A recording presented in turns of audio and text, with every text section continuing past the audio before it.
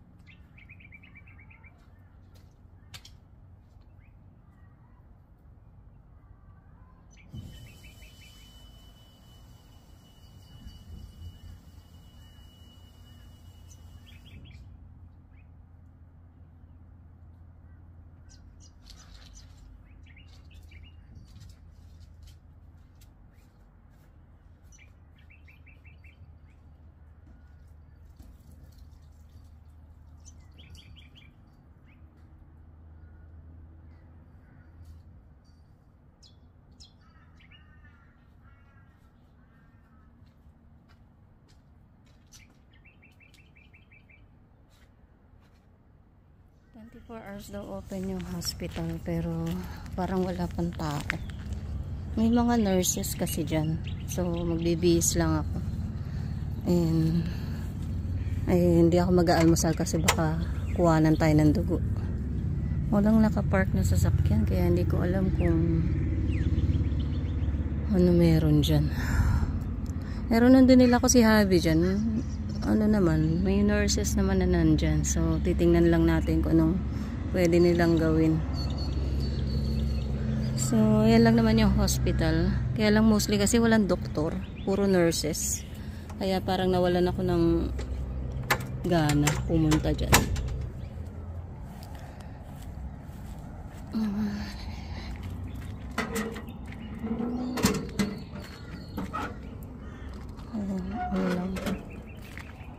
Ang ganda ng bahay namin.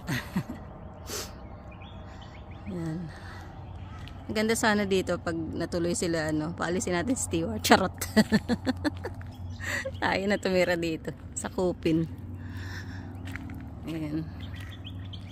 So magbihis lang ako, shower ako tapos bihis. Punta na tayo ng hospital, guys. So dala ko yung kotse kasi pagkatapos dun diretso ako sa IGA. Bibili ako ng mga pagkain ni Lucky kasi wala nga kami sa Monday, para meron siyang stock kasi wala yung favorite niyang biscuits. So tingnan ko dito sa IGA dun sa Vandenberg wala so tingnan ko dito. So See you later and sana makapag-video tayo sa loob. So, I'll get back to you. Bye. Ayan na guys, pasok na tayo sa hospital. Wala lang akong mask. Pero naman dyan, pagpasok na may mask naman sa loob. So, ayun si Abu.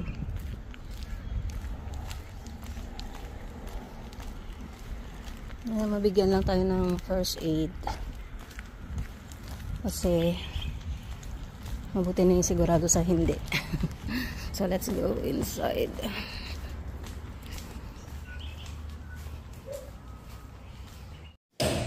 Dito na ako guys. Naka-fill up na ako ng form. Gantay na lang patawagin ako. Ayan. Ayan, sulat natin. Okay.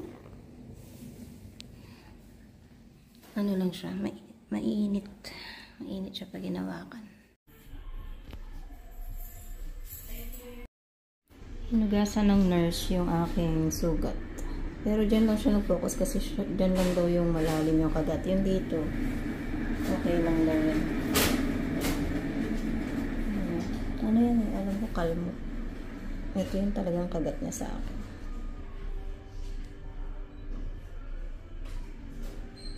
So, ino-observe pa niya kasi nilinis niya. Tapos, baka daw turukan ako na anti-tetanus. Yan guys, natapos na akong i-check ng doctor and at the same time ng nurse. Yung nurse talaga yung maraming ginawa sa akin. Yung doctor, sinilip lang ako para malaman kung anong antibiotic yung i-recommend niya sa akin. And binigyan na rin nila ako ng anti-tetanus. Medyo masakit siya. And yun nga daw, magiging mabigat yung pakiramdam ko dito sa part na to, the whole day. Pero hindi ko sure kung makakapasok ako bukas. Depende dito sa result ng ano ko kasi baka hindi ako makalakad. Kasi nga, ano, paika-ika yung lakad ko dahil parang feeling ko ang bigat niya. Tapos, yun nga, makirot. So, bibiling ko na tong gamot. Punta na tayo sa chemist para, kasi half day lang sila ngayon. So, I'll go to the chemist and update ko kayo ulit. Punta tayo IGA after. Yan, nadala ko na sa chemist yung prescription ko. Kaya lang, pinababalik ako ng 15 minutes. Tama, 15 minutes. So, pasok muna ako ng IGA. Bili ako ng buhangin ni Lucky. At saka pagkain niya. Sana mayroong stock dito. Kasi sa Bandaberg wala. And, ayan. Let's see. So, kanina pa ako nakauwi guys. And, dumating na din yung care ni Habi. Gumagawa ako ng breakfast namin dumating siya. Kasi akala ko talaga walang nakaschedule today dahil sabi ni Melita wala nga available. So hindi ako nag-expect na darating. May nag-doorbell. So ayun, si Becca. So nakaalis na din siya kasi 2 hours lang naman yung kanyang duty. Pinalis ko na siya dahil wala naman siyang gagawin. Nag-walking sila ni Habi sa labas. So after mag-breakfast ni Habi, naglakad sila dun sa labas. Para ma-stretch naman yung kanyang legs. Tapos, ito na yung ating decompose. So, mga mga pinagbalatan ng fruits, ng mga gulay, yan. So, lalagyan ko lang yan ng water. Gayahin ko lang yung ginawa ni Sis Pinay Aussie na nasa Perth. Pinapanood ko yung video niya and mga ganito lang yung pinandidili niya sa halaman niya. Gagamitin ko lang to dun sa ating mga gulay-gulay. Yan. So, balak din ako mag bok choy. Bok choy ba ang tawag? Yung parang pet choy. So, magtatanim ako noon. Hindi pa ako nakakabili ng seeds. Bibili pa lang ako. So far, after kong magpunta sa hospital at saka makainom ng antibiotic, makirot pa din siya. Mahirap pa din siyang ihakbang. But then, mas panatag na ako ngayon kasi nga na-injectionan tayo. And hopefully, gumana nga yung antibiotic na binigay sa akin para hindi na siya lumala or hindi na siya mamaga. So, ayan. Napakain ko na din yung birds. So, now, ito na lang muna yung gagawin ko. I-stock ko lang to. Bababad natin siya para tawag dito. In a few days, pwede na natin siyang ipanlilig. So, ayan. Pupunuin ko lang yan. And ano lang natin, ibababad. Ayan. And So far so good. Maghahanda na rin ako ng iba naming dadalhin for our trip to Brisbane kasi alis kami sa Monday. May check-up si Habi sa kanyang doktor, and regarding yun sa kanyang brain stimulator. Kaya yun, ang ingay yung bird kasi alam niya may pusa. Kaya lang yung pusa, alam ko nandun na sa ilalim ng bahay. So, yun, nag-iingay sila kasi alam nila may kalaban. Ako yun. Kala nila bugawin ko sila.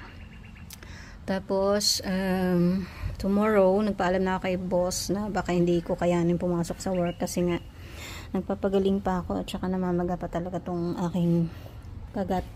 Pero yun dito sa side, na maliliit lang, okay naman, hindi siya mahapdi or masakit. Unlike ito, sobrang lalim kasi talaga ng kagat ni Daki sa akin. But then, so far so good. At least nakapunta tayo sa hospital. So, nabawasan yung ating pag-worry. And, mabait yung nurse ko, si Victoria. Shout out sa'yo. Inasikasa talaga niya ako na mabuti. At saka, very approaching talaga siya. Hindi siya yung pababayaan ka niya. And good thing kasi may alam din siya sa pusa kasi I make sure kung tinanong ko kasi siya kung need ko bandalhin sa vet pa yung pusa ko, sabi niya no, let him be. Medyo lang yun, stress out lang daw talaga yung pusa ko kasi may pusa din daw siya. So far so good, and I think yun lang magiging vlog ko for today kasi after nito manonood lang ako ng konting YouTube and then magpapahinga. So, I'll see you again next time, guys. Don't forget to click like, subscribe sa mga hindi pa nakaka-subscribe, and comment below para naman mabalikan ko at mapasyalan din ang inyong mga channel. Maraming salamat sa support as always. Till next time, guys. I'll see you. Bye!